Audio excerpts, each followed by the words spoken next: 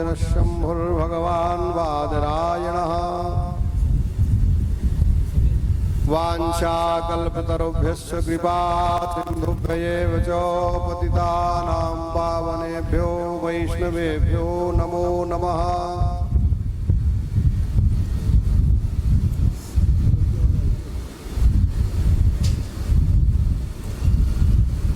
बालिकायै नमः। सर्वोपचारार्थे गन्धाक्षपुष्पाणि समर्पयामि। नैवेद्यं निवेदयामि। आत्मनीयं जलं रथफलं समर्पयामि। नमस्करोमि। श्री तुलस्यै नमः। सर्वोपचारार्थे गन्धाक्षपुष्पाणि समर्पयामि।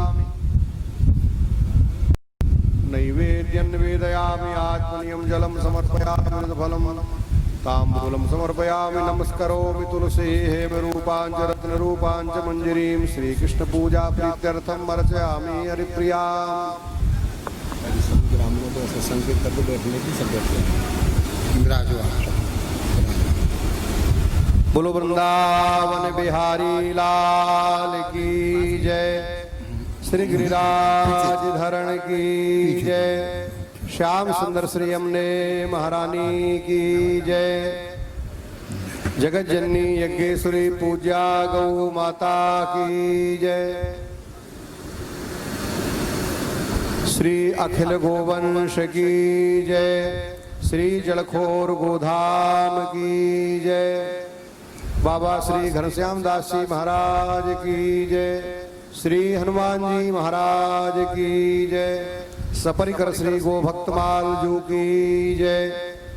सब संतन की जय। सब गोभक्तन की जय। जय जय श्री राधे। जय जय श्री सीताराम। नमः पार्वती पतये हर हर हर महादेव हर।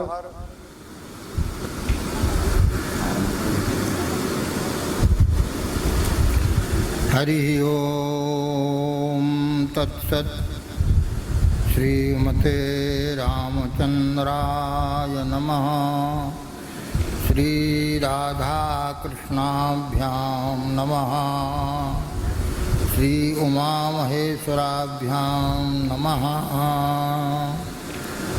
नमो गोभ्यः श्रीमतीभ्यः सौरभीभ्येव च नमो ब्रह्मसुताभ्यश्च पवित्राभ्यो नमो नमः।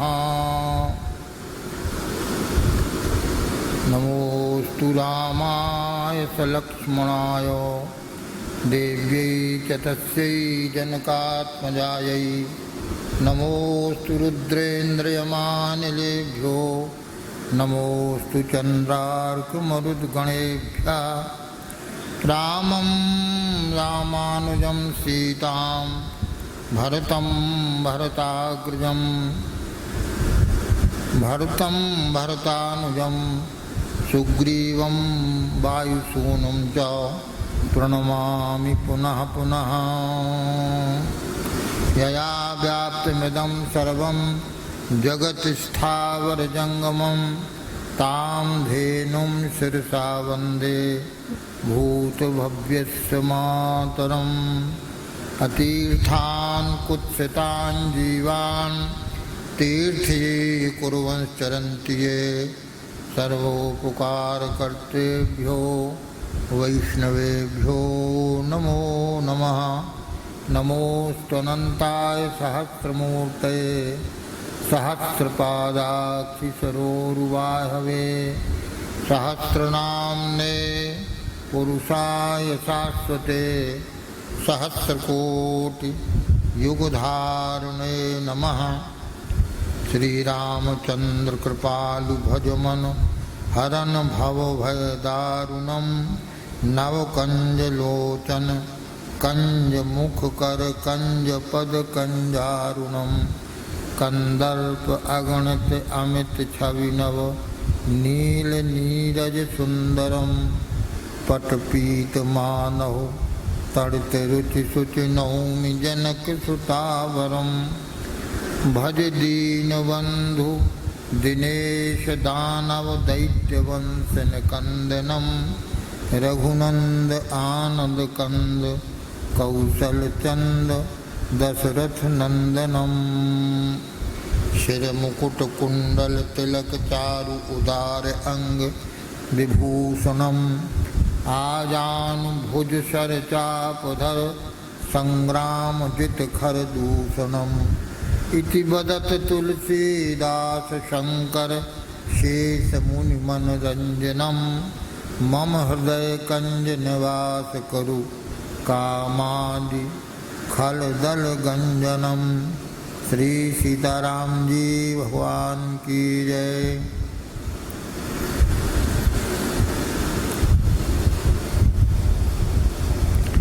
राधा रमण हरि गोविंद जय जय। श्री राधा रमण हरि गोविंद जय जय। गोविंद जय जय गोपाल जय जय। गोविंद जय जय गोपाल जय जय। श्री राधा रमण हरि गोविंद जय जय। गोविंद जय जय गोपाल जय जय।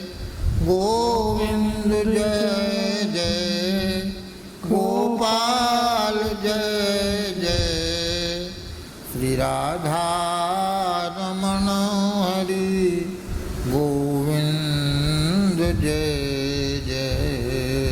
श्री राधा रमण हरि गोविंद जय जय। श्री राम जय जय रघुनाथ जय जय।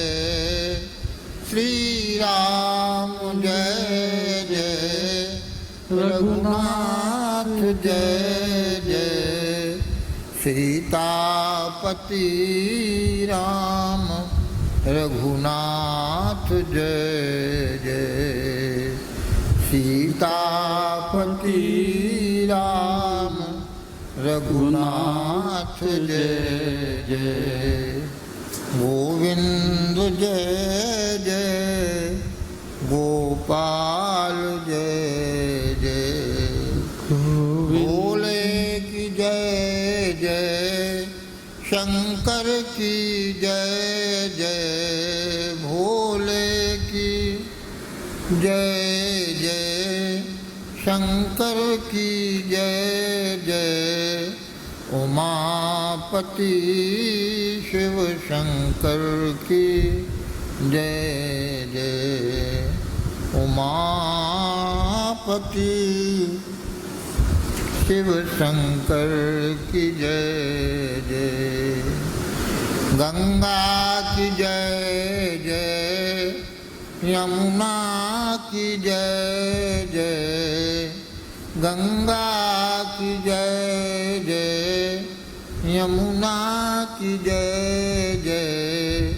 सरस्वती त्रिवेणी की जय जय। सरस्वती त्रिवेणी की जय जय। गोविंद जय जय गोपाल जय जय। श्री राधा रमण हरि गोविंद जय जय। नारायणं नमस्कृत्य नरं चैव नरोत्तमं देवीं सरस्वतीं व्यासं ततो जयमुदीरयेत्। गोविंद भगवान की जय। गोपाल भगवान की जय। गोपालक भगवान की जय। गौ माता की जय। गोचारण महोत्सव की जय। हम सब बड़े भाग्यशाली हैं।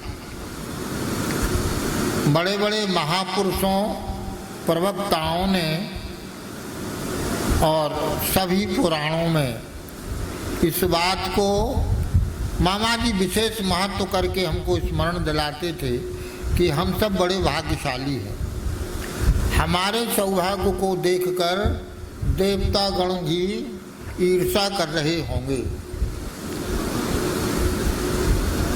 एक तो हमारा भारतवर्ष में जन्म हुआ, जिस भारतवर्ष की महिमा वेद पुराण उपनिषदों में सदा गाई गई है, जहाँ पर भगवान के भक्तों का निवास रहता है, नित्य कथा कीर्तन की धूम मची रहती है, यज्ञ का धूम सब जगह फैलता रहता, सुगंधित करता रहता है, गौ माताओं का विचरण होता रहता है, ऋषि मुनियों के और पवित्र गांवों की धूम, यह भारतवर्ष है। भारतवर्ष में जन्म होना सामान्य बात नहीं है। देवता कहते हैं अहो, आश्चर्य है, अहो अमीशाम किम कारिशोनम। अरे ना जाने इन लोगों ने कौन सा पुण्य कार्य किया। पुनः विचार करके सोचते तो समझ में नहीं आता, किसी पुण्य का फल तो यह हो नहीं सकता। तब विचार करते सुदत स्वयं हरि ही, स्वयं भगवान ही इन पर प्रसन्न हो गए, जो इन लोगों का जन्म भारतवर्ष में हुआ। क्योंकि जहाँ पर यज्ञ महोत्सव नहीं है, जहाँ पर भगवान की कथा कीर्तन नहीं है, जहाँ पर संत जन नहीं है, ऐसा स्वर्गलोक भी किसी काम का नहीं, सेवन करने योग्य नहीं। तेते नगर उजाड़ हैं जहाँ साधु ना है। भारतवर्ष जगत गुरु था और आज भी है। आज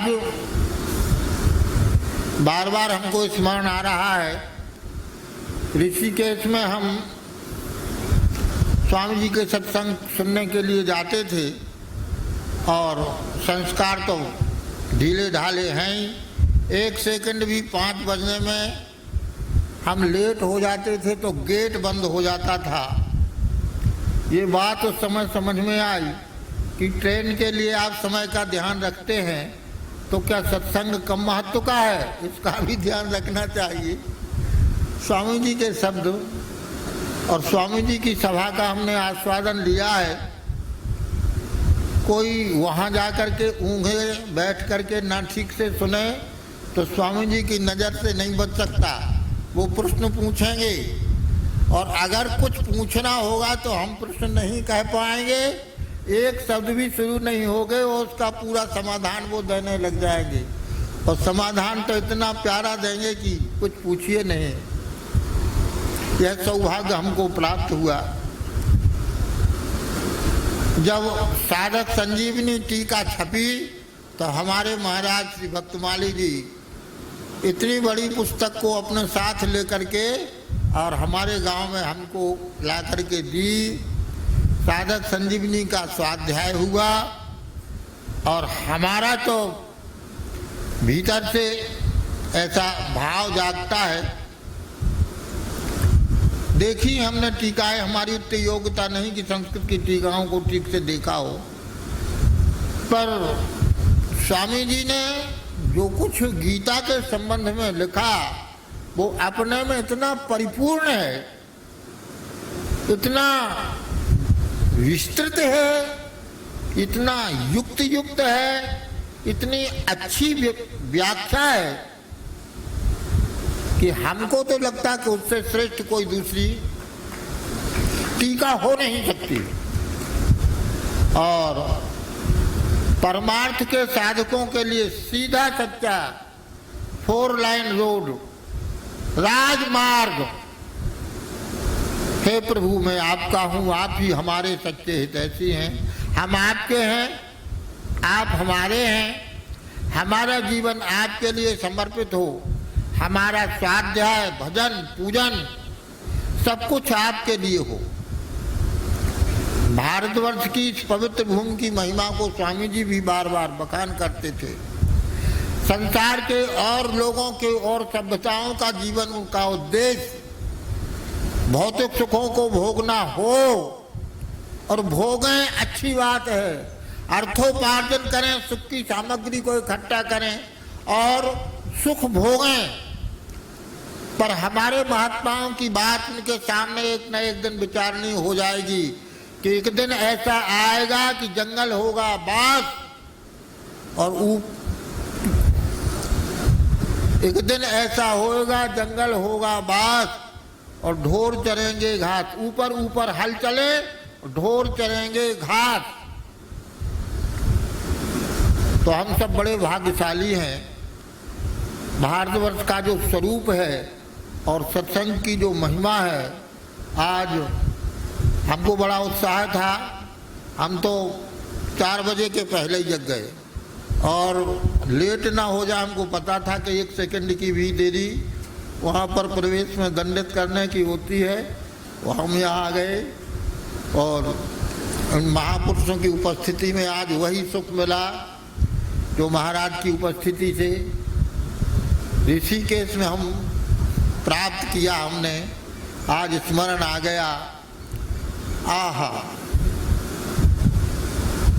मोटे गणेश बाली महाराज जी की एक उक्ति सुनी है हमने। परमहंस जी तो सदा सत्संग करते थे। वो कहते थे कि असली हाट तो जब लगती है तब असली सामान मिलता है। सुबह तो उठी हाट के सड़े टमाटर हैं, सस्ते भाव के खरीदो। तो वास्तव में साधकों के लिए ब्रह्म मुहूर्त, शुभ मुहूर्त है। हमारे मन में बड़ा उत्साह था और आज उस सुख को हमने लिया। यही महापुरुष के शुभागमन का सौभाग्य का चिन्ह है। स्वामी जी इस युग के बहुत उदार महापुरुष हुए, सामान्य नहीं हुए। आदि से अंत तक उनका जीवन परिपूर्ण परमार्थ में रहा और उन्होंने किसी को नहीं छोड़ा।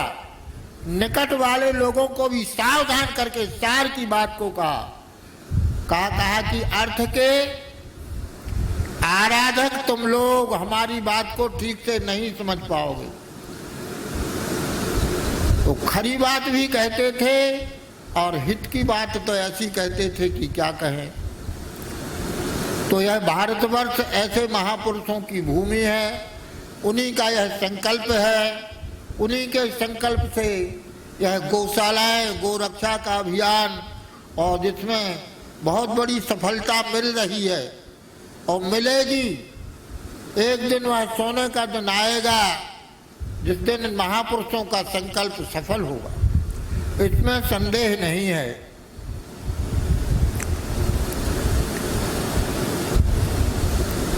आज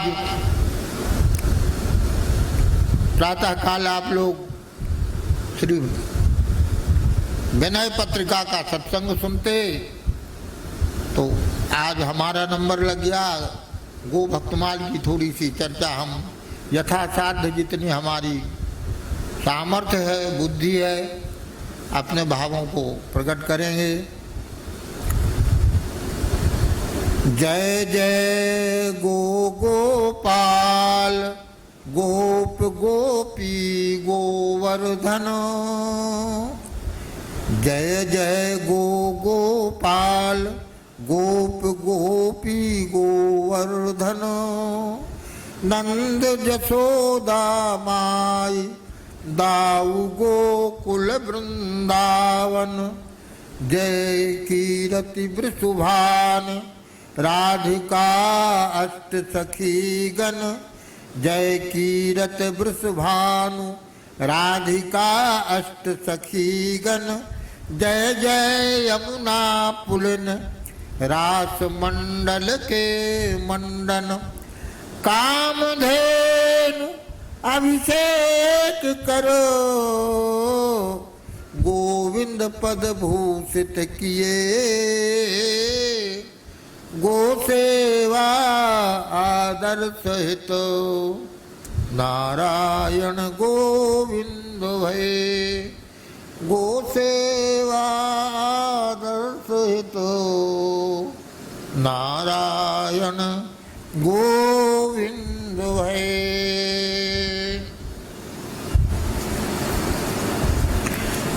गो गोपाल गणेश गुरु दत्त शरण सिरनाय, गाय भक्त माला लिखूं नाभा प्रिया मनाय। भक्त भक्ति भगवंत गुरु चार श्रवहि पैक, पय को फल नवनीत सम धेनु भक्ति है एक। हरि भक्ति गो भक्ति में, गो भक्ति सविशेष। हरिहु की अति इष्ट गौ, सहज द्रवहि अखिलेश।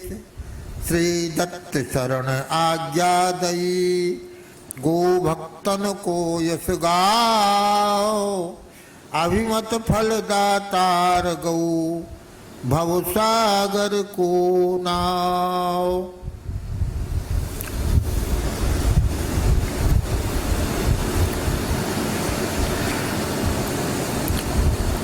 गो अवतरण की कथा के पश्चात कल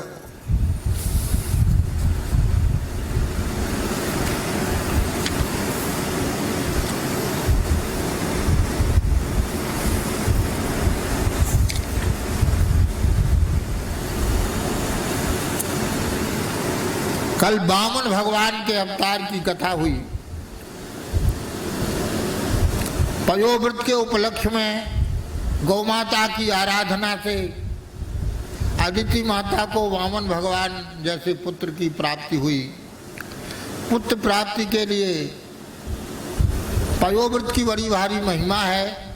श्रीमद् भागवत में उसकी विधि आदि और भगवान वामन के अवतार आदि की कथा का वर्णन हुआ। आज कथा के क्रम में श्री परशुराम जी महाराज, परम गो भक्त परशुराम जी की कथा का वर्णन हो रहा है। क्षमाशील जमदग्नि के, परशुराम हरि प्रगट भये। क्षमाशील जमदग्नि के, परशुराम हरि प्रगट भये। साधु जी सहस्रबाहु भुज काट, साधु जी सहस्रबाहु भुज काट। हतो गो, हरो हतो गो आश्रम लाए। साधु जी सहस्रबाहु भुज को आश्रम लाए। साधु जी पिता कही यह पाप, साधु जी पिता कही यह पाप। तीर्थ यात्रा को धाये, तीर्थ यात्रा को धाये। साधु जी सुनो आश्रम जमदग्नि। साधु जी सुधो आश्रम जमदग्नि। अर्जुन सुत तुम्हारे।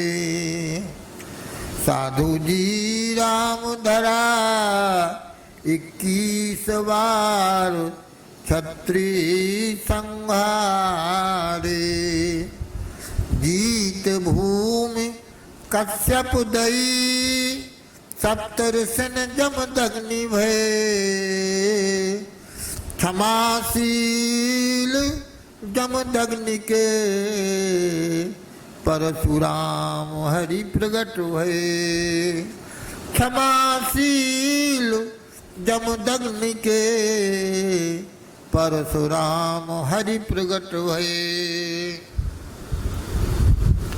भगवान के 24 अवतारों का वर्णन जहाँ होता है से जय जय मीन बराह, कमठ नर हरि बलि बामन। परशुराम रघुवीर कृष्ण कीरति जग पावन। बुद्ध कल की अरु व्यास पृथु, हरिहंस मनवंतर।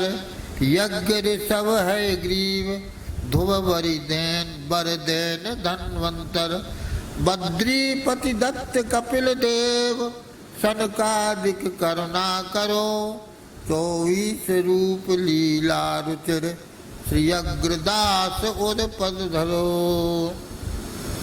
तो परशुराम रघुवीर कृष्ण कीरत जग पावन, परशुराम जी का भी नाम आया है। 24 अवतारों में परशुराम जी का भी नाम है। आवे अवतार परशुराम जी है। जब जब हो धर्म के हानि, जब जब पृथ्वी पर धर्म की हानि होती है, अधर्म प्रबल हो जाता है, तब तब धर्म प्रभु मनुज शरीरा हरे कृपा निधि सज्जन पीरा, तब तक भगवान अवतार लेते हैं।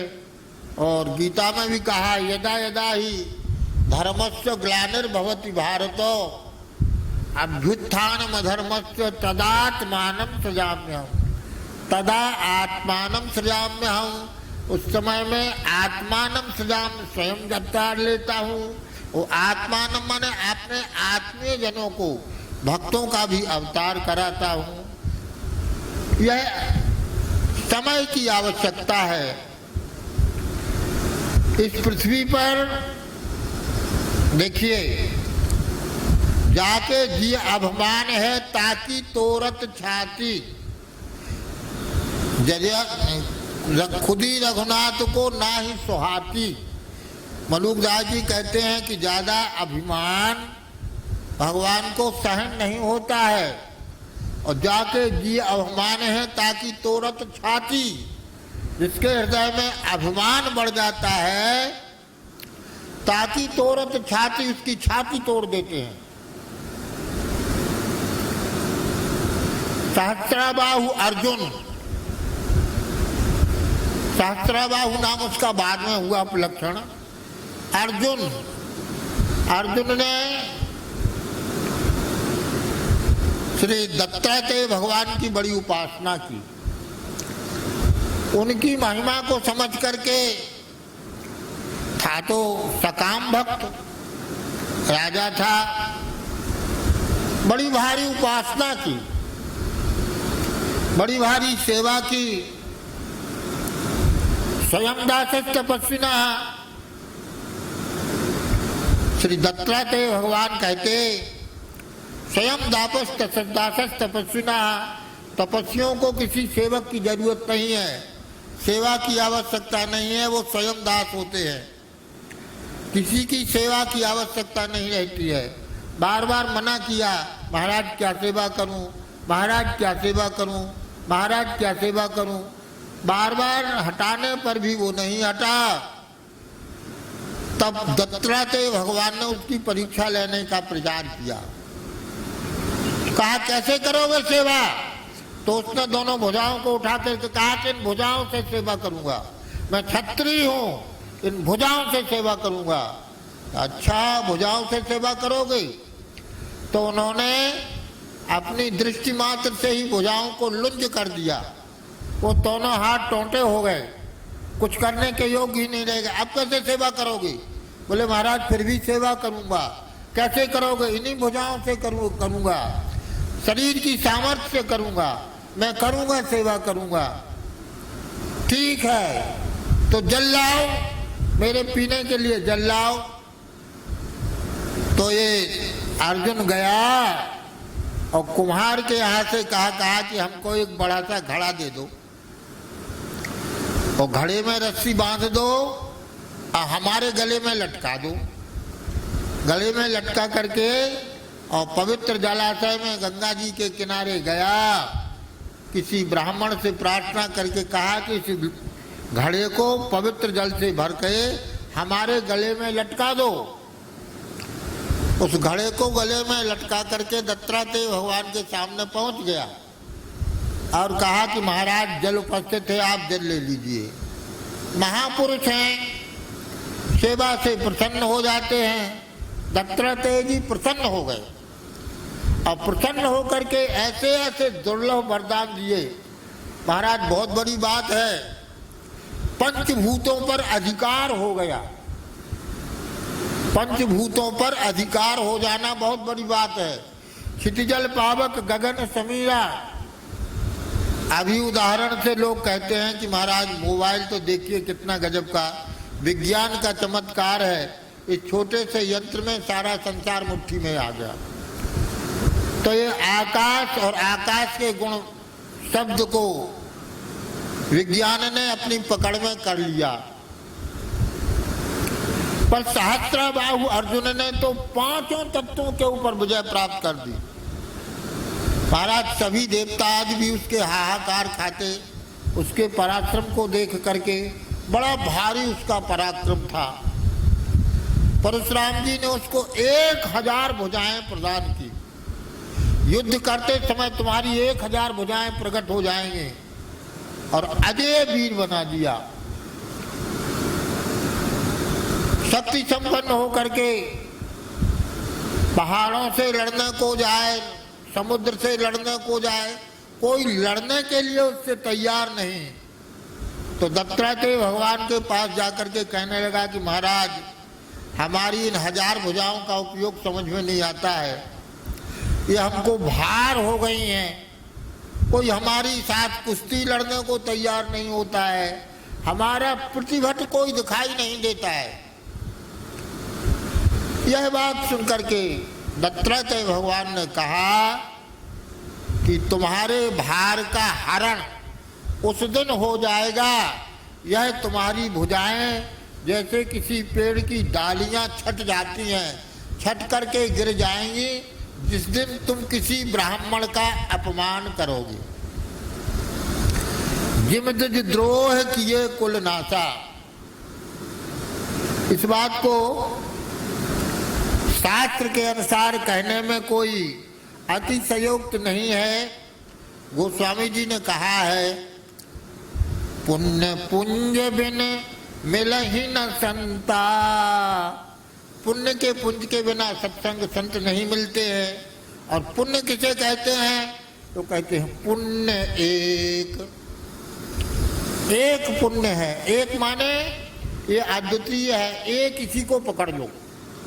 पुण्य एक, फिर भी उसी को पोषण करने को कहते हैं। पुण्य एक जग में नहीं दूजा। इस पुण्य के समान दूसरा पुण्य नहीं है। पुण्य एक जग में नहीं दूजा, मन क्रम वचन विप्र पद पूजा। मन क्रम वचन विप्र पद पूजा, मन वाणी क्रिया कर्म से ब्राह्मणों के चरणों में समर्पित हो जाओ, उनका पूजन करो, उनका आशीर्वाद ग्रहण करो। यह अद्वितीय पुण्य है। तो इसका फल क्या है महाराज? तो कहते सानुकूल ते ही पर मुनि देवा, जो तज कपट करे दुज सेवा। सानुकूल ते ही पर मुनि देवा, जो ब्राह्मण की सेवा को मन क्रम वचन से करेगा तो सारे देवता ऋषि मुनि सब उसके अनुकूल हो जाएंगे, उस पर प्रसन्न हो जाएंगे। जो कपट त्याग करके और ब्राह्मण की सेवा करेगा।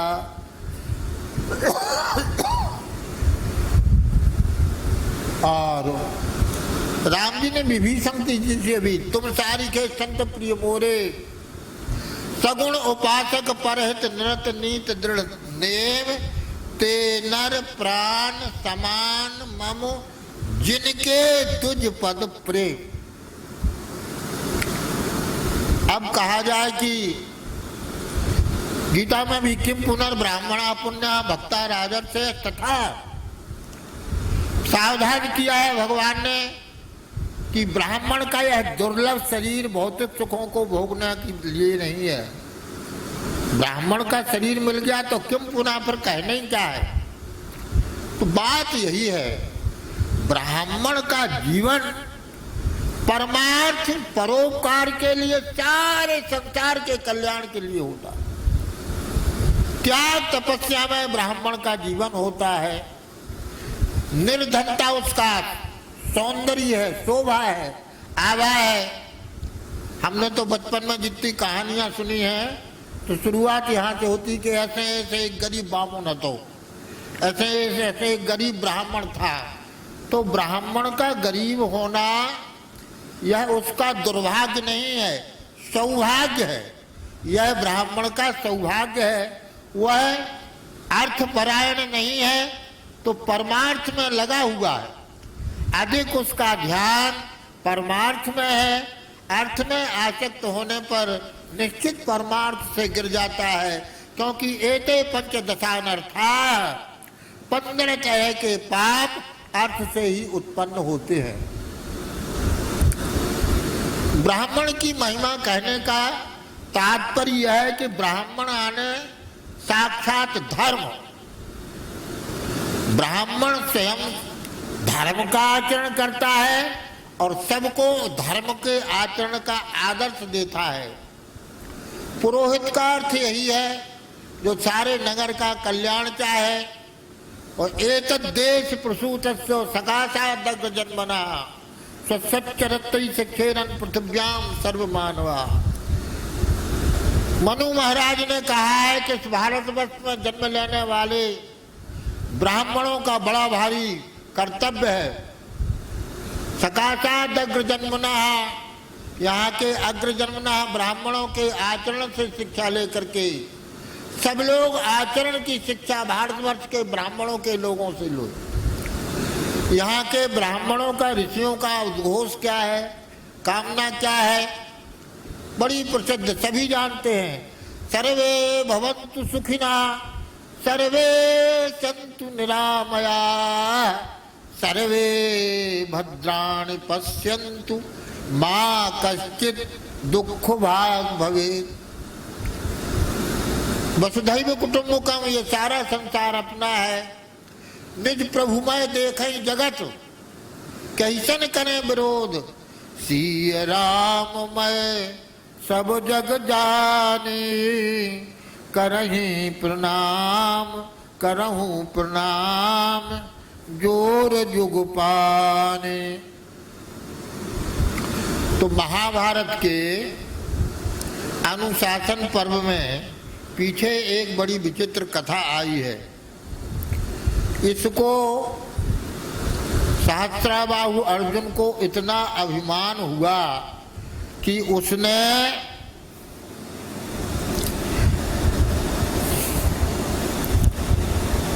ऐलान कर दिया, अब्रवीत वीर सम्मोहात् को वास्ति सदसो मम, धैर्यं वीर्यं यशा शौर्यं विक्रमेणाजिता शिवा, विक्रमेणोजसा पिबा। सहस्रावीर अर्जुन कहता है, पराक्रम में, वीरता में, धैर्य में, यश में, शौर्य में, संपत्ति में, वैभव विलास में मेरे समान कौन है। और मैं ब्राह्मणा संस्कृता छत्रम न छत्रम ब्राह्मणाश्रितम, छत्रात् वृत्ति ब्राह्मणानाम तई कथम ब्राह्मणो परहा। इसने ऐलान किया, कथम ब्राह्मणो परहा, ब्राह्मणों को श्रेष्ठ क्यों कहा जा रहा है, गलत है, मैं बदल दूंगा। ब्राह्मणा संस्था छत्रम, ब्राह्मण तो क्षत्रियों के अधीन है। ब्राह्मणों का तो पालन पोषण संरक्षण क्षत्रिय लोग करते हैं। सच्ची बात तो यह है कि पूर्व कल्प में एक ही जाति थी, ब्रह्मा जी ने एक ही जाति बनाई। इस भारतवर्ष का अवतरण यज्ञ के लिए हुआ और यज्ञ ऋषियों के द्वारा संपन्न हुआ और यज्ञ के अंगभूति 4 वर्णों की व्यवस्था की गई और 4 आश्रमों की व्यवस्था की गई। तो 4 वर्णों की व्यवस्था कार्य के अनुसार, योग्यता के अनुसार, स्वभाव के अनुसार थी। ऋषियों ने यज्ञ में विघ्न करने वाले शत्रुओं से रक्षा के लिए जो पराक्रमशील ब्राह्मण थे, जो तेजस्वी थे, उनको शस्त्र दे करके यज्ञ की रक्षा के लिए निमंत्रण किया और उनको छत्री छतात किलम तड़ायत इत्युदग्धम छत्र से शब्दम भुवनेश रूढ़ा। जो सदाचारी अपराध सीधे सच्चे लोगों का और अत्याचार करे उन पर, उनको नष्ट करे, तो उनकी रक्षा करना एक छतात कलो त्रायती रक्षा करता है। यह क्षत्रिय शब्द का अर्थ है। तो क्षत्रिय को प्रकट किया और क्षत्रिय ब्राह्मण के आश्रित थे। जैसे किसी मनुष्य की भुजाएं उसके पराक्रम का हेतु होती हैं, इसी प्रकार से ब्राह्मण तो सिर था, चिंतन था, भुजाएं क्षत्रिय थी। सिर से चिंतन करो, भुजाओं से पराक्रम करो, यज्ञ की रक्षा करो। यज्ञ विष्णु, परमार्थ को यज्ञ कहते हैं। गीता में यज्ञों का विस्तार, कितने यज्ञ हो सकते हैं। जितने भी शुभ कर्म हैं, शुभ संकल्प हैं, वह यज्ञ हैं। और यज्ञ के संपादन में दो सहायक हैं। एक तो ब्राह्मण, मंत्र भाग के अधिष्ठाता ब्राह्मण है, और गव्य पदार्थ जो यज्ञ की सामग्री है उसको देने वाली गौ माता है। गौ माता का नाम है सर्वसहा और पृथ्वी का नाम है सर्वसहा। और पृथ्वी माता, गौ माता, ये दोनों एक है। रामायण में गोदुज देव धेनु हितकारी, कृपा सिंधु मानस तनुधारी। यहाँ गो पहले लिखा है, गो, गो माने यहाँ पृथ्वी हुआ। गोदुज देव धेनु, फिर धेनु आ गया। अगर गो माने गाय कर लेते तो धेनु फिर क्या अर्थ हो जाएगा। तो गोदुज देव धेनु हितकारी, अर्थात गो संज्ञा जो है वो पृथ्वी की है और गाय की है। यह पृथ्वी गाय स्वरूप में, अधिष्ठात रूप में है। तीन स्वरूप होते हैं। एक हमारा स्वरूप होता है आदि भौतिक स्वरूप, जैसे हमारी आंख है या नाक है या कान है। तो आंख है, यह आंख की बनावट है। और अस्पताल में आंख के बारे में डॉक्टर जो बताता है, नाक के बारे में बताता है, कान के बारे में बताता है, यह भौतिक ज्ञान है। पर इनका अधिष्ठात्र देवता है, आंख का अधिष्ठात्र देवता है। आदि दैविक स्वरूप क्या है? आदि दैवक है सूर्य। नाक के जो है वो घ्राण अश्विनी कुमार हैं। तो इस प्रकार से हमारे इंद्रियों के अधिष्ठात्र देवता है। तो आदि भौतिक, आदि दैविक और आध्यात्मिक। आदि दैविक के भी देवता हमारे नेत्रों के सूर्य देवता है, उनके भी देवता, जिनसे यह सूर्य प्राणवान है, प्रकाशवान है, वह परम पुरुष परमात्मा है। तो सबका मूल परमात्मा से है। इसीलिए भारतवासी आध्यात्म ज्ञान को प्रधान महत्व देते हैं, सदा आध्यात्म में स्थित रहते हैं, सदा उनका ध्यान परमार्थ में रहता है। वह भगवान की शक्ति के संचालन से ही सारी सृष्टि को संचालित देखते हैं, देवताओं का भी आदर करते हैं। तो इसी दृष्टि से परमार्थ की शिक्षा देने वाला, चिंतन करने वाला यह सिर है, मस्तक है, तो ब्राह्मण है। ब्राह्मण इस विराट स्वरूप का मस्तक है, क्षत्रिय भुजाएं हैं। तो ब्राह्मण क्षत्रिय, संस्कृता है क्षत्रम। ब्राह्मणों के अधीन क्षत्रिय रहते थे। ब्राह्मण सबका शासक था। अपना पूरा समय परमार्थ चिंतन में, भगवत चिंतन में, तपस्या में लगाता था, निष्प्रय रहता था। और हम तो यहाँ सुना है कि अन्न की सृष्टि सबके लिए है, पर फल फूल की सृष्टि जो है ऋषि मुनियों के लिए है, ब्राह्मणों के लिए की गई है। इसलिए ऋषि मुनि ब्राह्मण अमावस्या पूर्णिमा को ही यज्ञ पूर्वक और अन्न ग्रहण करते थे।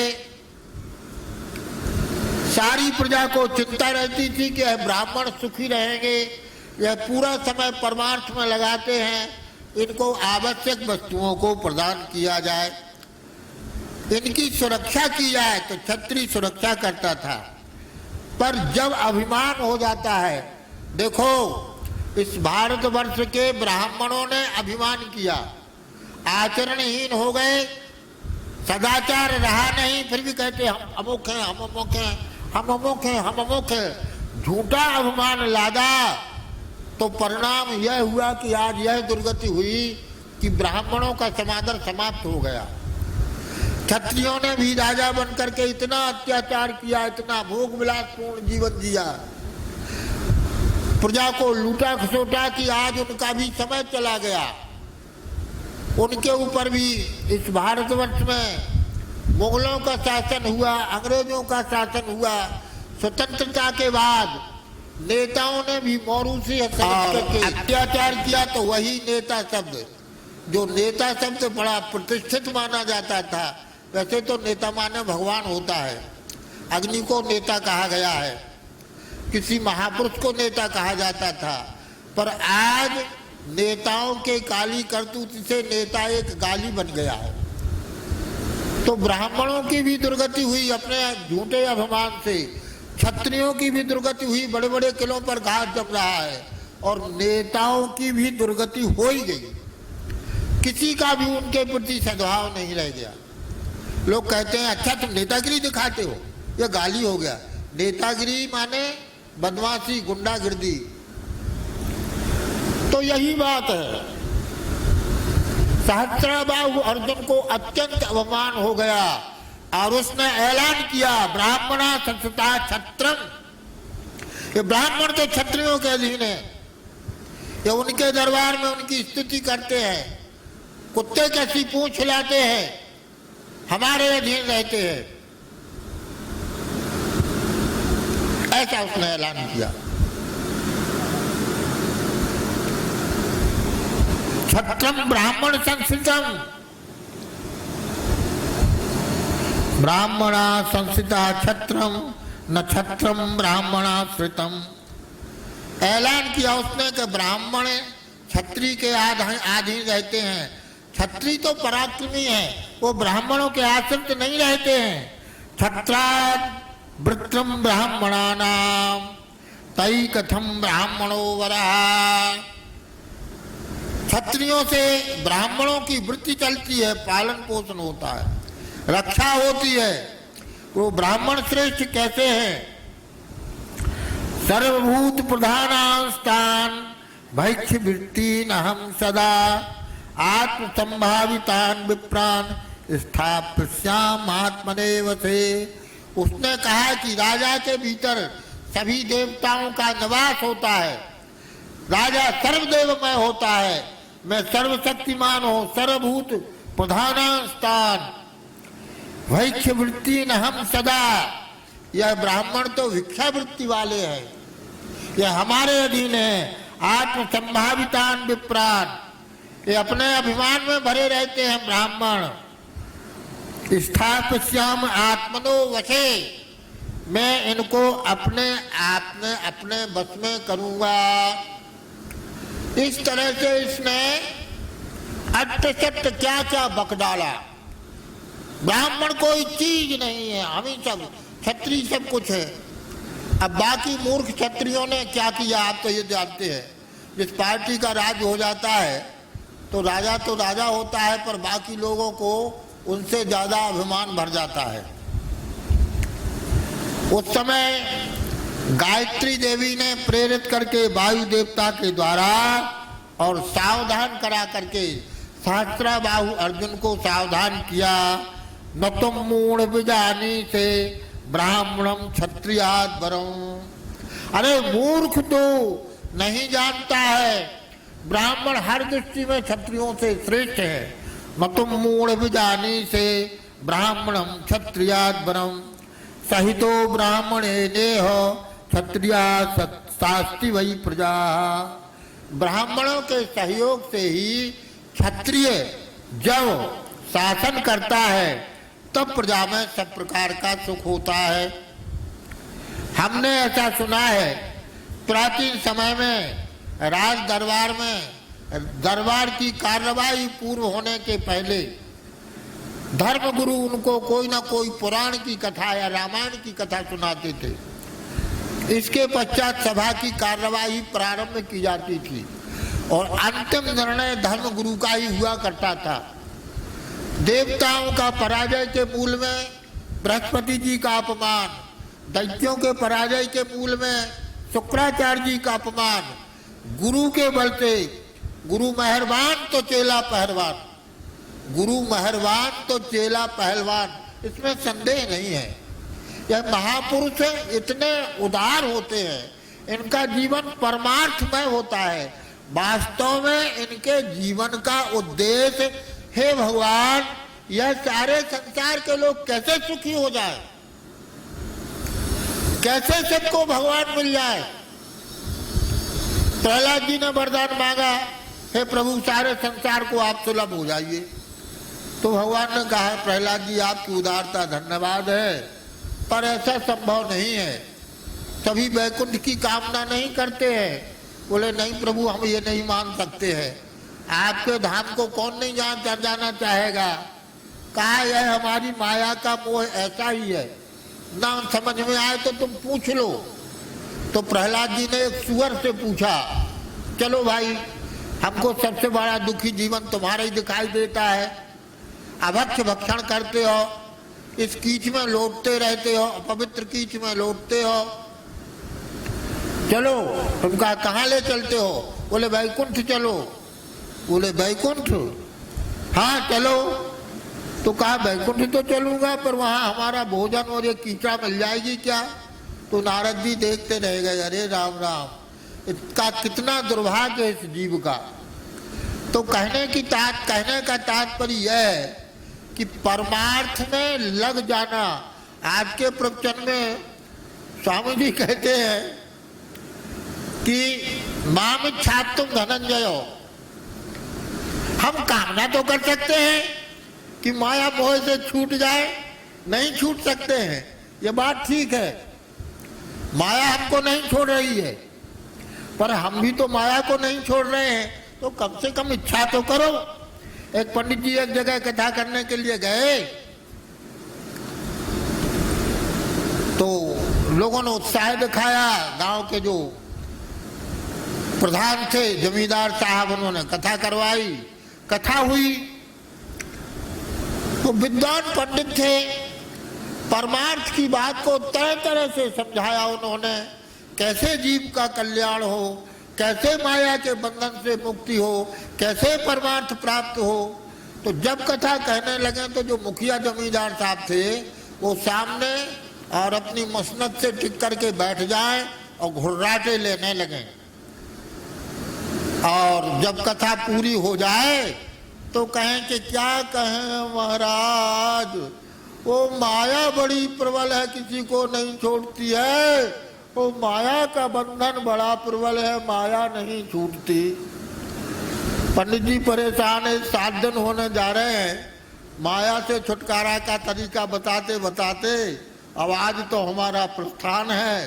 किसी तरह से थ्योरी में नहीं समझा सके तो प्रैक्टिकल में समझाएंगे। ब्रह्म मुहूर्त में उठ जाते थे पंडित जी, ब्रह्म मुहूर्त में उठ करके संध्या वंदन किया। अभी 5 ही बज रहे थे और सामने जहाँ कथा होती थी नीम का एक पेड़ था, तो उसको ऐसे हाथ में लेकर के जकड़ करके और ऐसे जकड़ के रह गए और चिल्लाने लगे, छुड़ाओ छुड़ाओ छुड़ाओ छुड़ाओ छुड़ाओ छुड़ाओ छुड़ाओ छुड़ाओ।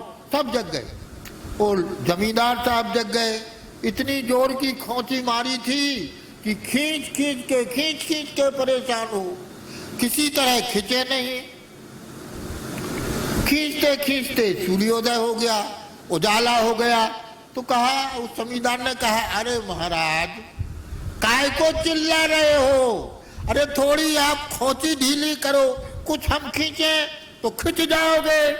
तो पंडित जी ने कहा कि यही बात है जमींदार साहब, लंबरदार साहब, कुछ आप अपनी खोंची ढीली करो, कुछ हम चाहे तो खिंच जाओगे। अब आप ही खोंची पक्की लगाए हो, हम कहाँ तक खींचे, हम कहाँ तक खींचें, थोड़ी आप खोंची ढीली करो फिर हम खींच लेंगे। तो ब्राह्मणों का पूरा जीवन परमार्थ के लिए होता है, गाय का पूरा जीवन परमार्थ के लिए होता है, और परमार्थ को ही यज्ञ कहते हैं। जो कुछ भी हम अच्छी बात कहते हैं वह गाय ब्राह्मण की ही कहते हैं, धर्म की ही कहते हैं, परमार्थ की कहते हैं, उसी को यज्ञ कहते हैं। तो कहा न तुम ब्राह्मण धर्म बीजानी से ब्राह्मणम क्षत्रियाद्वरम सहितो ब्राह्मणानेव क्षत्रिया शास्त्री वही प्रजा। बिना ब्राह्मणों के आश्रय से यह क्षत्रिय कल्याणकारी प्रजा का पालन नहीं कर सकते। राजाओं के राजा ब्राह्मण को महाराज कहा गया है, वह महाराज होते हैं, राजा राजा होता है। प्रैक्टिकली देख लो, लोग कहते थे राजनीति से क्या मतलब ब्राह्मणों को, इन महात्माओं को क्या मतलब। अब देखिए योगी जी हैं, हाँ तो योगी जी का एक बात तो है कि इन्होंने एनकाउंटर या क्या जैसे दिखा करके बदमाशों को तो दिक्कत है, प्रकाश होने पर उल्लू तो छिप जाते हैं बेचारे, छिपना पड़ता है, उनका धंधा तो ढीला पड़ जाता है। पर मैं ये कह रहा हूं, परमार्थ में स्थित व्यक्ति में जितनी योग्यता होती है उतनी योग्यता किसी में नहीं होती है। ना उनमें स्वार्थ होता है, ना सुख की कामना, ना अर्थ की कामना, केवल परमार्थ होता है। परमार्थ वाला व्यक्ति बहुत सामर्थ्यवान होता है, क्योंकि उसका मेन प्लग जो है वो उससे कनेक्ट, डायरेक्ट कनेक्ट रहता है, इसलिए परमात्मा की शक्ति उसके अंदर काम करती है। तो कहते हैं कि ब्राह्मण जहाँ प्रधान होकर रहेगा, क्षत्रिय उसके अनुशासन में रह के प्रजा का पालन करेगा, तभी वही श्रेष्ठ होगा। पर उसने इस आकाशवाणी को भी नकार दिया, गायत्री माता के उस उद्घोष को भी नकार दिया। तब फिर वायु देवता ने कहा, हाँ उसने कहा अद्र ब्राह्मणोत्तरम लोके करिष्ये क्षत्रियोत्तरम। सहस्राबाहु अर्जुन ने कहा कि आज मैं पूरी धरती को ब्राह्मणों से हीन कर दूंगा, क्षत्रियों के शासन से युक्त कर दूंगा, क्षत्रिय श्रेष्ठ हो जाएंगे। तब आसमान में आकाशवाणी हुई, गायत्री देवी ने क्षत्रियों को श्रेष्ठ बताने का की इस बात को कहा कि अरे सहस्राबाहु अर्जुन, तू झूठी प्रतिष्ठा में भूल करके यह झूठ कह रहा है, ब्राह्मणों की महिमा को तू नहीं नकार सकता। अरे मूर्ख, जिनकी सामर्थ्य से तू इतना सामर्थ्यवान हुआ है वह भी तेरे गुरुजी ब्राह्मण ही हैं, तू इस बात को भूल गया। कथितम तनया सत्यम गायत्रा कन्या दिवी दिवी। इस प्रकार से गायत्री देवी ने आकाश से और इसको समझाने की कोशिश की, लेकिन यह तो अपने अभिमान में था। फिर कहने लग गया तो वायु देवता ने प्रकट होकर कहा, अरे मूर्ख, तू राज्य के वैभव में भूल करके ऐसा क्यों कह रहा है। ब्राह्मण दत्तात्रेय जी की कृपा से तू श्रेष्ठ है और इस सृष्टि के संचालन करने वाले, सृष्टि करने वाले ब्रह्मा जी वह भी ब्राह्मण ही है। और देख, कपिल देव जिन्होंने सगर के 60,000 पुत्रों को अपनी एक दृष्टि से भस्म कर दिया था, वह ब्राह्मण ही थे। और देख, महर्षि औरव ने दंडकारण्य को, इतने संपूर्ण दंडकारण्य को और जनहन से हीन कर दिया। दंडक वन को पवित्र भगवान ने किया। औरव के श्राप से दंडक राजा का सारा साम्राज्य समाप्त हो गया। दंडक राजा का राज्य था और ऋषि ने नाराज होकर के इसने और दंडक ने कुछ ऐसा अनाचार ब्राह्मणों की कन्याओं के साथ में संबंध की बात, कुछ ऐसी विवाह आदि की बात सोच कर कुछ ऐसी बात की कि और ऋषि ने उनको श्राप दिया। तो आकाश से राख वर्षी, आग के अंगार और राख वर्षी पूरा दंड का रण्य जो है वह श्रापित हो गया। क्या तू भूल गया है, क्या तू भूल गया है कि महर्षि अंगिरा के श्राप से अग्नि, जिसकी सोने जैसी निर्मल कांति थी, धुआं से युक्त हो गया। अग्निदेव को भी धुआं से युक्त जो है वो कि हो गए ब्राह्मणों की इच्छा से ही। अंगिरा के श्राप से जो है अग्नि धुआं से युक्त हो गई। और देवताओं का राजा इंद्र, उसको भी तू देख ले। गौतम ऋषि ने उस व्यभिचारी इंद्र के पूरे शरीर में भव के चिन्ह प्रकट कर दिए थे। बाहर निकलने का अपने शरीर को किसी के सामने प्रकट करने का साहस नहीं हो रहा था। फिर चरणों में पड़कर हाहाकार करने लगा, तब वह भग के चिन्ह नेत्र के आकार के हुए। क्या तू नहीं जानता है, महर्षि अंगिरा एक बार सारी पृथ्वी का जल पी गए थे। महर्षि अंगिरा पूरी पृथ्वी का जल पान कर गए थे, हाहाकार मच गया था। तब उन्होंने पुनः जो है जल को प्रकट किया। क्या तू भूल गया कि एक बार पृथ्वी को धारण करने की आवश्यकता हुई, कि हम थोड़ा विश्राम करना चाहते हैं, कोई सामर्थ्यवान है क्या पृथ्वी को धारण करे? उस समय कश्यप ऋषि ने किया था कि मैं पृथ्वी को धारण करता हूं, और सहज ही अपने तेज से पृथ्वी को धारण किया था। राजन में कितने उदाहरण दूं? और मसक दंश बीते हिम त्रासा, जिम दुज द्रोह किए कुलनासा। जिम दुज द्रोह किए कुलनासा, ब्राह्मण का द्रोह करने से कुल का नाश होता है। तू क्या कहता है कि वेद पुराण उपनिषदों के प्रणेता तो ब्राह्मण हैं, उन्होंने अपने स्वार्थ की बातें लिख ली है। मूर्ख, कैसी बातें तू कहने लग गया है? देख, समस्त वेद पुराण और गोमाता ब्राह्मण की महिमा से भरे पड़े हैं, अथा तेरा यह अभिमान उचित नहीं है। और तू भूल गया, लगता है तेरे अच्छे दिन समाप्त हो गए हैं। तेरे गुरुजी दत्तात्रेय जी ने भी तुझसे क्या कहा था, जब तूने कहा था कि मेरी 1000 भुजाओं में, सहस्त्र भुजाओं में खुजली उठ रही है, ये कैसे शांत होगी? तो कहा जिस दिन तू ब्राह्मणों से उलझ जाएगा, उसी दिन तेरी ये भुजाएं जैसे पेड़ की डालियां कटती हैं ऐसी छट जाएंगी, और तेरा अभिमान समाप्त हो जाएगा, और तेरा सर्वनाश हो जाएगा। इसके बाद भी तू ब्राह्मणों का तिरस्कार करने पर उतारू हो गया है।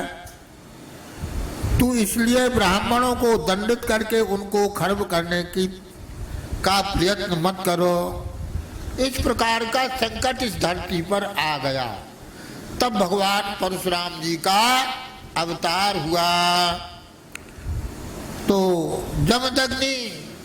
जमदग्नि इतने शांति प्रिय थे, इतने शांत रस के उपासक थे। भागवत जी में उन्होंने अपने पुत्रों से कहा है कि बेटा, शांति के गुण को धारण करने के कारण ही हम ब्राह्मण सर्वश्रेष्ठ हैं। पर एक विशेष बात है, कोई अंग खराब हो जाता है तो डॉक्टर कहता है कि आप पूरे शरीर की सुरक्षा चाहें तो इस अंग को काट के फेंक दो, और काट के फेंक दिया जाता है। किसी मशीन का कोई बुल्ट जाम हो गया, रिंच पाना से नहीं खुला, गोटी पाना से नहीं खुला, किसी तरह से नहीं खुला, तो कहा कि छेनी हथौड़े से काट दो। इसी तरह से जब कोई समाधान नहीं रह जाता है तो दंड ही प्रबल होता है। क्षत्रियों का अत्याचार पृथ्वी पर बढ़ गया।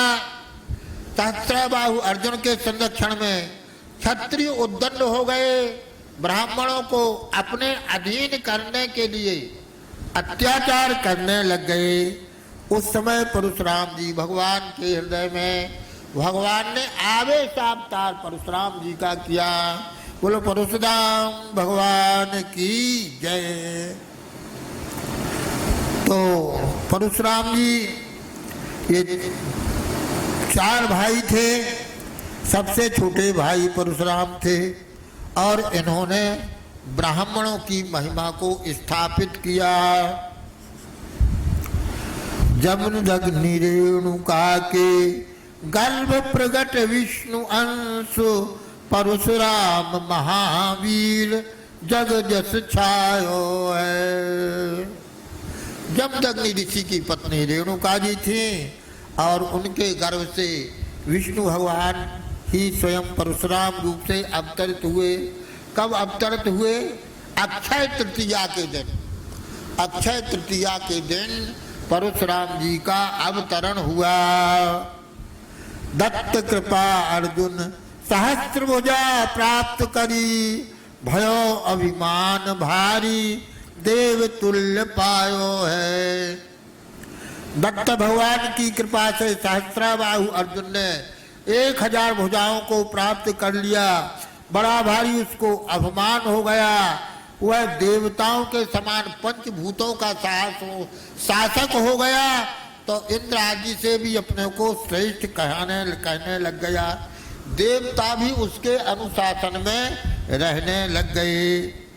कही दत्रा तेजी से नहीं पृथ्वीर कोई, कासों लरो भुजा भार दत्त कह बतायो है।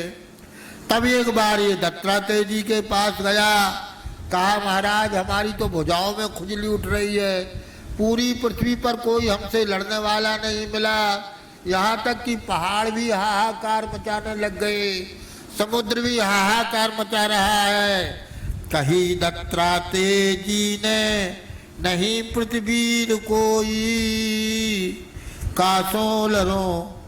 कही दत्तात्रेय जी से, दत्तात्रेय जी से जाके इसने कहा नहीं पृथ्वी कोई, कासों लरो भुजाभार दत्त कह बतायो है। तब दत्तात्रेय भगवान ने कहा ब्राह्मण अपराध करे होवे अभिमान चूर, कटे भुज सहस्र सर्वनाश कह जनायो है। रे मूर्ख, जब तू ब्राह्मण का अपमान करेगा तेरा यह अभिमान चूर चूर हो जाएगा और तेरा सर्वनाश हो जाएगा। फिर अभिमान भरो रावण हूँ कैद कियो। सहस्त्राबाहु अर्जुन इतना अभिमानी, इतना शक्तिशाली था कि एक बार रावण को भी वह पकड़ के कैद करके लाया। रावण आया, यहाँ सहस्त्राबाहु अर्जुन अपनी 1000 भुजाओं से रेवा नर्मदा जी के जल को छेक करके रानियों के साथ जल कीड़ा कर रहा था और विजय प्राप्त करने के लिए रावण आया तो उसने उनको पकड़ लिया और घुड़साल में बांध दिया और रावण के 10 सिरों पर दीपक रख करके कहा कि ये दियट का काम करेगा, नाच के दिखा, ठुमका लगा के दिखा। फिर अभिमान भरो रावण हूँ कैद कियो, ब्राह्मण महत्व प्रति हीन भाव आयो है। रावण को कैद करने के मूल में भी शुरुआत थी अभिमान की। अभियान ब्राह्मण और दमन अभियान की शुरुआत, उसने रावण को भी ऐसा कैद कर लिया। तब जमदग्नि ऋषि ने, उन्होंने पुलस्त ऋषि ने जाकर के और छुटवाया था। एक बार साहित्य सेना जमदग्नि आश्रम आयो। एक बार यही सहस्त्राबाहु अर्जुन अपनी चतुर्मुखी सेना को लेकर के और विजय यात्रा करके आ रहा था। मार्ग में आश्रम मिला जमदग्नि ऋषि का। जमदग्नि ऋषि के आश्रम से पास से गुजरा, प्रणाम करने चला गया तो जमदग्नि जी ने कहा कि लंबी यात्रा से आप लोग आए हो, विश्राम करो। अतिथि सेवा का भाव आश्रम में ब्राह्मण लोग जानते थे। राजा का स्वागत सत्कार किया। राजा ने कहा महाराज आप सामान्य ब्राह्मण क्या स्वागत करेंगे, हम राजा हैं, हमारे साथ चतुरंगिनी सेना है और आपको प्रणाम हो गया, आशीर्वाद दे दीजिए, एक लोटा जल भी नहीं आप पिला सकेंगे, इतनी मेरे साथ में बड़ी भारी सेना है। ऐसा अटपट कहने लगा। तो उन्होंने कहा कि आप चिंता न करें, भगवान की कृपा से अतिथि सत्कार में भगवान ही सामर्थ्य देते हैं, आप अपनी सेना के सहित हमारा आतिथ्य स्वीकार करें। और उन्होंने राजा अनुरूप सत्कार मुनि करायो है। गौ माता से प्रार्थना की, गौ माता की कृपा से राजाओं के पास में भी वह भोज्य पदार्थ नहीं, वह आवास को स्थान नहीं, वह सुख सुविधाएं नहीं, सब प्रकट कर दी। गाय के प्रताप सब भक्त भोज प्रकट भये, जम जगनि वैभव लख ईर्षा भाव आयो है। चतुरंगिनी सेना के तहत और सहस्राबाहु अर्जुन का आतिथ्य किया। ऐसा आतिथ्य किया कि सहस्राबाहु अर्जुन कहता है कि यह भोग तो देवराज इंद्र को भी सुलभ नहीं है, हमारे राज्य भवन में भी यह भोग नहीं है। कही तब सहस्राबाहु अर्जुन गाय देव हमें, रत्न यह गाय रत्न स्वामी राजा गायो है। सहस्राबाहु अर्जुन चकित रह गया। जमदग्नि के चरणों में प्रणाम करके कहा महाराज हम बड़े आश्चर्य में हैं, इतनी बड़ी सेना का सबका आपने ऐसा सुंदर आतिथ्य कैसे किया। तब जमदग्नि ने दैन्य में भर के कहा हम लोगों की कोई सामर्थ्य नहीं है, यह हमारी जो गौ माता है, इन गौ माता की ही कृपा से और यह सब हुआ है। अरे महाराज यह गाय इतने गुण वाली है, हम नहीं समझते थे, हम तो गाय को केवल पशु समझते थे, गाय का यह चमत्कार है। तब महाराज देखो रत्नों का स्वामी राजा होता है, यह रत्न आप क्या करेंगे इस गाय का, यह गाय तो हमको दे दो। तो ऋषि ने कहा कि देखो हमारा तो सारा यज्ञ का कार्य गाय से ही संपादित होता है और गाय का उपयोग भौतिक सुख लेना नहीं, केवल यज्ञ की सामग्री प्राप्त करना ही है, इसलिए यह गाय परमार्थ का साधन है। इसका इस उपयोगी वरदान स्वरूप पृथ्वी के समान उपयोगी इस गाय को, इसको तुम सामान्य मत समझो, तुम परम पुरुषार्थी हो, पंचभूत पर तुम्हारा शासन है, किस वैभव की कमी है, और यह तो हमारी संपत्ति है, सब कुछ छोड़ करके यज्ञ और गाय पर मैंने आत्मीयता की है, इसलिए मैं इसे नहीं दूंगा, यह मेरे यज्ञ का साधन है। तो कहा तो महाराज एक काम करो, हमारे पास से हजारों लाखों गायें ले लो, पर यह तो हमको दे दो। ले गाय ले जितनी तुम चाहो, यह देहु मोह यज्ञ धेनु अतिथि सेवा साधन बतायो है। तब जमदग्नि जी ने कहा कि यह अतिथि सेवा के लिए हमारी गाय है और यज्ञ के लिए गाय है। कहा तुम ऐसे नहीं दोगे तो हम राजा है, जबरदस्ती छीन लेंगे। जब रन गाय हरी लेके राजधानी आयो, गौ माता ने कहा कि महाराज कहो तो हम उनको ठिकाने लगा दें। तब जमदग्नि ने कहा कि हे गौ माता हम यज्ञ में दीक्षित हैं, यज्ञ में दीक्षित होने वाले को क्रोध का निषेध किया गया है, इसलिए हम क्रोध नहीं कर सकते। गाय को लेकर के चला गया। इतने में परशुराम जी आए परशुराम सुन भारी क्रोध छायो है। जब रन गाय हरी लेके राजधानी आए परशुराम सुन भारी क्रोध छायो है। परशुराम जी आए तो सारे समाचार को सुना और कहा ये कैसा मूर्ख है, अतिथि सत्कार के एहसान को तो नहीं माना, यह कृतज्ञ है और ठीक है ब्राह्मणों का अपमान करने के लिए आज इसका निग्रह करना आवश्यक हो गया है, इसके पाप का घड़ा भर गया है। और दत्त भगवान ने जो श्राप दिया था वह समय आ गया है। तो भय दुष्ट ब्राह्मण विरोधी न जो गुणी राजा, दुष्ट क्षत्रियन को विनाश उचित पायो है। दुष्ट क्षत्रियों का विनाश करना आवश्यक है। धनुष बाण परसाल गए युद्ध कियो भाई। श्री परशुराम जी ने भगवान शिव को प्रसन्न कर लिया था, शिव जी से सारे अस्त्र शस्त्रों को प्राप्त किया था और शंकर जी ने ही परसा दिया था। भगवान शंकर जी परशुराम परशुधरम। तो धनुष बाण परसाल गए युद्ध कियो भारी, काटी भुज सहस्र सेना सहित नसायो है।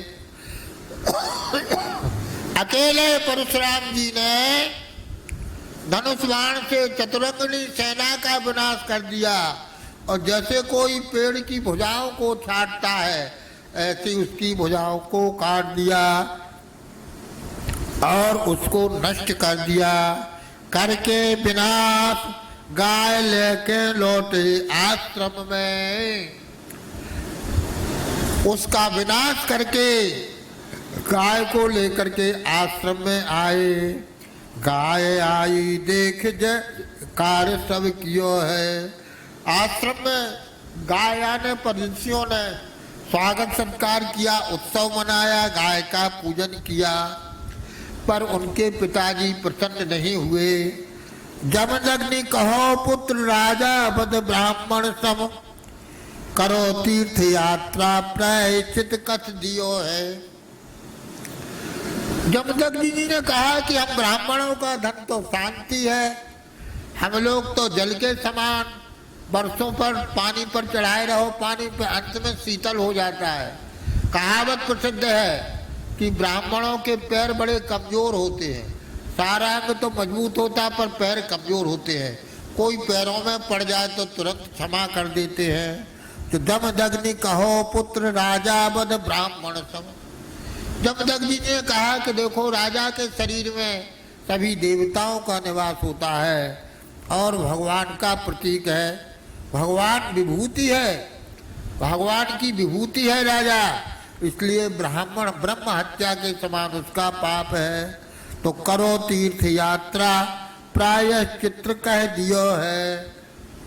तो हाथ जोड़कर परशुराम जी ने कहा कि महाराज बताओ इसका क्या प्रायश्चित करें।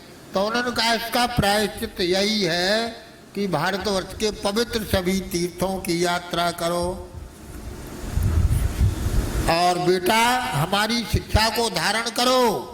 ब्राह्मण हम क्षमावान राजावद ब्राह्मण सम, करो तीर्थ यात्रा प्रायश्चित कह दियो है। ब्राह्मण हम क्षमावान जगत पूज्य भय आसो, परशुराम वर्ष भर तीर्थ व्रत लियो है। एक वर्ष में परशुराम जी ने संपूर्ण तीर्थों की यात्रा की। अर्जुन के पुत्र मिल पिता प्रतिकार कियो, देखो सुनो आश्रम आय ऋषि वध कियो है। परशुराम जी तीर्थ यात्रा को गए थे। यहाँ सहस्त्राबाहु अर्जुनों के लड़कों ने कोई बहादुरी नहीं की। यज्ञशाला में जब तक नहीं बैठे ध्यान मग्न बैठे थे तो जाकर के उनके सिर को काट लिया। इतने में उनकी माता चिल्लाई, मेरे बेटा परशुराम, हे बेटा परशुराम, हे बेटा परशुराम। ये तीर्थ यात्रा करके लौटे ही थे कि माता के क्रंदन को इन्होंने सुना। 21 बार परशुराम जी की माता रेणुका ने अपनी छाती को पीटा। बेटा परशुराम आओ, माता की पुकार सुनी, आए दौड़ आश्रम में, पिता मरे देखे हैं। परशुराम जी दौड़ करके आए तो उन्होंने आश्रम में देखा यज्ञ भूमि में और उनके पिता का सहस्त्राबाहु अर्जुन के लड़कों ने वध कर दिया है। माता को विलाप सुनो, सुन भयो दुख क्रोध भारी, लियो हाथ पर सा भूम छत्रहीन कियो है। मुंडन को श्रृंग मास्मती रक्त सरिता वही, 21 बार छत्री रहित भूमि कियो है। माता ने 21 बार अपनी छाती पीटी थी तो परशुराम जी ने दुष्ट क्षत्रियों का ये ध्यान रखे, सज्जन क्षत्रियों का वध नहीं किया परशुराम जी ने। नहीं तो शंका होती है कि दशरथ जी कैसे बच गए, ये सब कैसे बच गए। तो दो जो दुष्ट क्षत्रिय थे उनका ही वध किया। तो माता को विलाप सुन भयो दुख क्रोध भारी, लियो हाथ परसा भूम छत्रहीन किए हैं। मुंडन को गर्भ माहिष्मती रक्त सरित बही, 21 बार छत्री रहित भूमि किए हैं। इस भूमि को 21 बार क्षत्रियों से हीन कर दिया। जमदग्नि सप्त ऋषि मंडल स्थान पाए, त्रेता द्वापर परशुराम चरित बहु किए हैं। और जमदग्नि ऋषि को पुनः जीवित किया, प्रार्थना की, पर उन्होंने कहा कि बेटा अब हम जीना नहीं चाहते, यह शरीर तो बंधन है। और परशुराम जी भगवान है, त्रेता में भी रहे, द्वापर में भी रहे। परशुराम के बड़े विशद चरित्र है। परशुराम जी के समान माता पिता का आज्ञा का पालन करने वाला हुआ कौन होगा। अनंत चरित्र परशुराम जी के हैं। और यहाँ गौ माता के संदर्भ में परशुराम जी के चरित्रों का वर्णन यथामति यथा शक्ति वर्णन किया गया। इस समय 12:30 बज रहे हैं। एक कीर्तन और करा के और इस कथा को पूर्ण करते हैं। एक कीर्तन और करवा दें हम।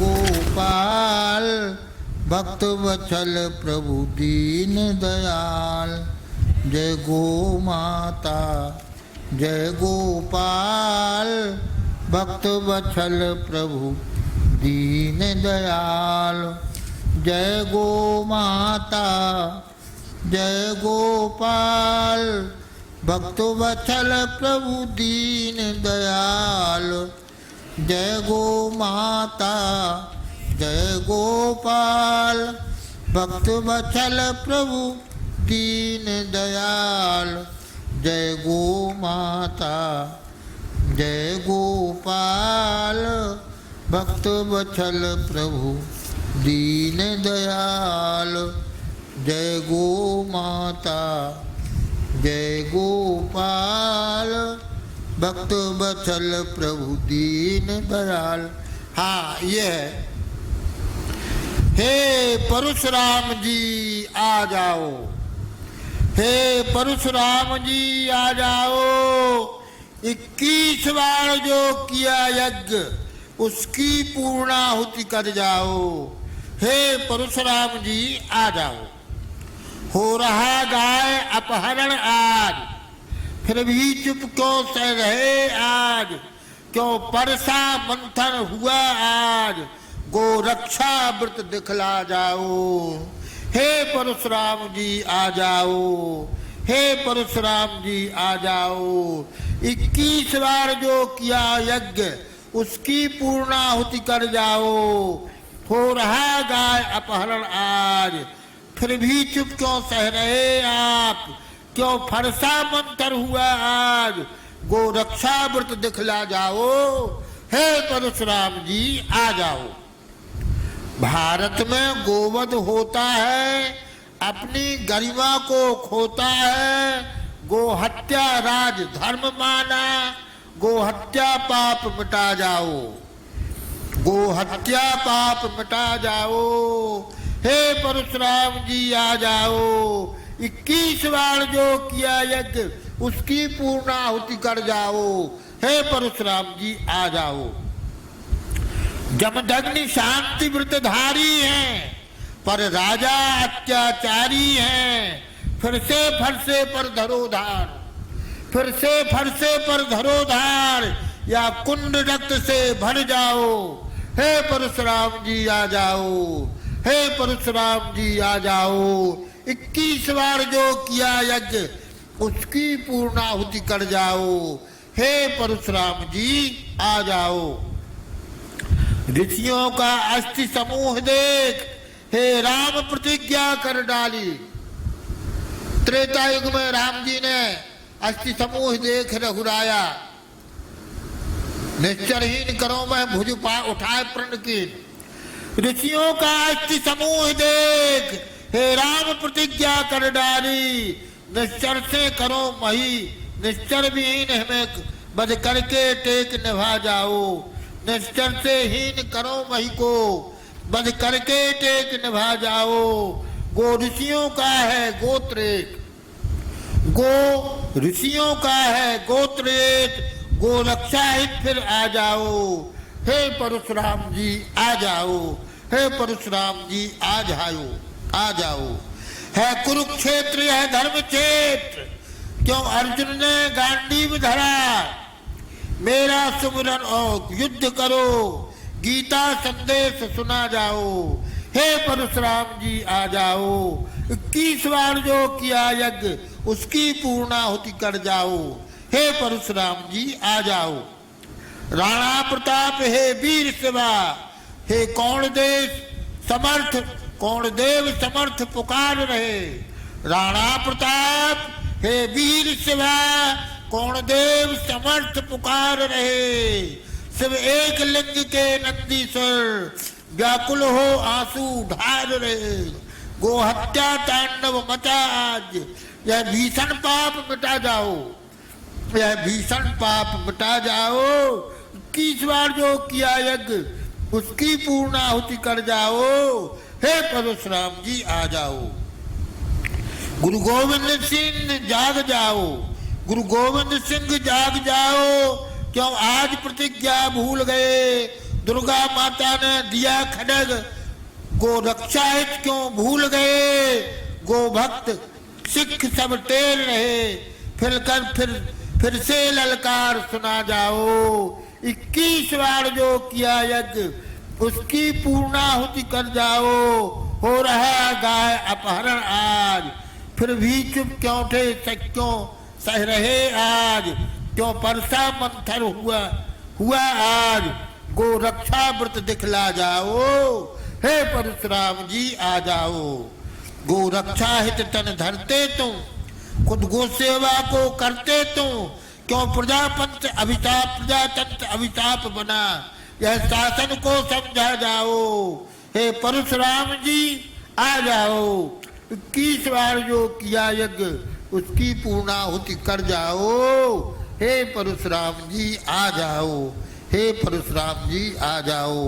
गौ माता की जय, भगवान परशुराम जी की जय, सब संतन की जय, सब भक्तन की जय।